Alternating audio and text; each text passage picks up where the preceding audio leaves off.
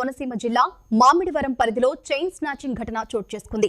పోలవరం మ్యాందల్లోని మురమళ్ల నుండి పశువుల్లంక వైపు బైక్ పై వెళ్తున్న దంపతులను ఇద్దరు ఆగంతకులు వెంబడించారు. సరైన సమయంలో మహిళ మెడలో ఉన్న బంగారు గొలుసును లాక్కొని పరారయ్యారు. అయితే అప్రమత్తమైన గ్రామస్తులు వెంటనే వారిని వెంబడించి సలాదివారిపాలెం లంక వద్ద పట్టుకున్నారు. అనంతరం వారిని పోలీసులకు అప్పగించారు. బాధిత మహిళ రాజ్యలక్ష్మి ఫిర్యాదు మేరకు పోలీసు కేసు నమోదు చేసి దర్యాప్తు ప్రారంభించారు.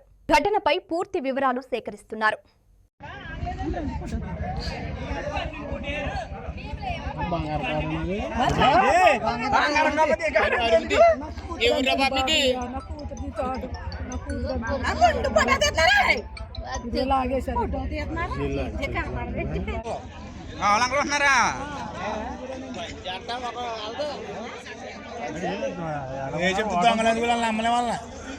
అసలు చెప్పరాలు అని దొరికారు.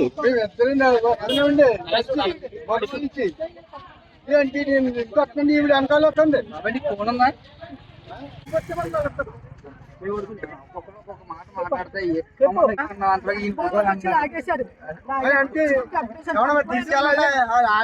ప్రెస్ కోసం వాళ్ళు బాధపడుతుంటారు. మీరు అర్జెంట్